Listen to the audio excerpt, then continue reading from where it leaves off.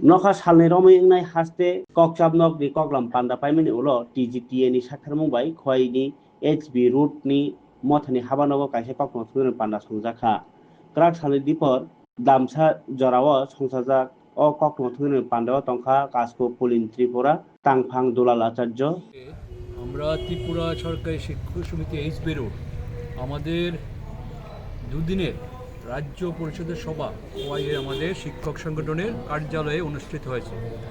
এই যে রাজ্য সভায় আমরা দুদিনে করেছি তার যে মূল বিষয়টা তুলে ধরার জন্য আপনাদেরকে আমরা ডেকেছি। প্রথমেই আমি সংগঠনের পক্ষ থেকে আজকে উপস্থিত সম্মানিত ইলেকট্রনিক্স মিডিয়া প্রত্যেককে স্বাগত জানাচ্ছি। আমরা লক্ষ্য করেছি যে এই সময়ের মধ্যে যে জিনিসটা আজকে আমাদের দুদিনের রাজ্য বিষয়ে আলোচনা হয়েছে, বিভিন্নভাবে আজকে শিক্ষা আক্রান্ত। সারা রাজ্যে প্রায় 4 শতাধিক বিদ্যালয়ে চলছে একমাত্র সিঙ্গেল টিচারের মাধ্যমে, নিয়োগ বলতে নেই। টিআরবিটির মাধ্যমে যে পরীক্ষা হয় সেখানে পরীক্ষা নিয়মিত হয় না, পরীক্ষা হলে পরে রেজাল্ট দিতে দেরি করা হয়, এর পরিবর্তে রেজাল্ট বেরোলে পরে অ্যাপয়েন্টমেন্ট দিতে আবার অনেক দিন দেরি করতে হয়।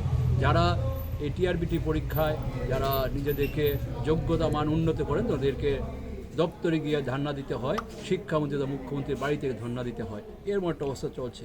আপনারা শুনেছেন সম্প্রতি ত্রিপুরা উচ্চ আদালত একটা ঐতিহাসিক রায় দিয়েছেন, যে দাবিটা আমরা ত্রিপুরা সরকারি শিক্ষক সমিতি এইচবি রোড শুরুর থেকে আমরা করছিলাম, যে চাকরিতে আমাদের টিআরবিতে নিযুক্ত শিক্ষকদের জন্য যে 5 বছর ফিক্সড পথ অবলুপ্তি ত্রিপুরা হাইকোর্ট রায়টা দিয়েছেন। আমরা দেখেছি 2018 সালে নির্বাচনের পূর্বে যে বিজেপি আইপিএফটি তাদের ভীষণ ডকুমেন্টসে বলেছিল যে এই প্রথার এই ফিক্সড প্রথার অবসান ঘটাবেন, কিন্তু গত 7.5 বছর বা 8 বছর হয়েছে এখন পর্যন্ত ফিক্সড পেজে 5 বছর ফিক্সড প্রথা এই জিনিসটাকে এই সরকার কিছু করেনি।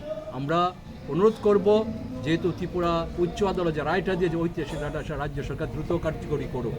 আমরা দেখেছি এই সময়ের মধ্যে আমরা শিক্ষক কর্মচারী দারুণভাবে অর্থভাবে বঞ্চিত হচ্ছি। আমাদেরকে বলা হয়েছিল হুবহু 18 সালে খোদ আসলে হুবহু 7ম বেতন কমিশন দেওয়া হবে, আমরা কোনো কিছুই পাইনি। আজকের দিনে আমরা 22% দিয়ে বকেয়া আছে।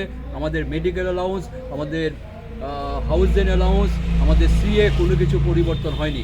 ইতিমধ্যে কেন্দ্রীয় সরকার 8ম বেতন কমিশন গঠন করেছেন। আমরাও দাবি করব রাজ্য সরকার দ্রুত 8ম বেতন কমিশন গঠন করে কেন্দ্রীয় হারে বেতন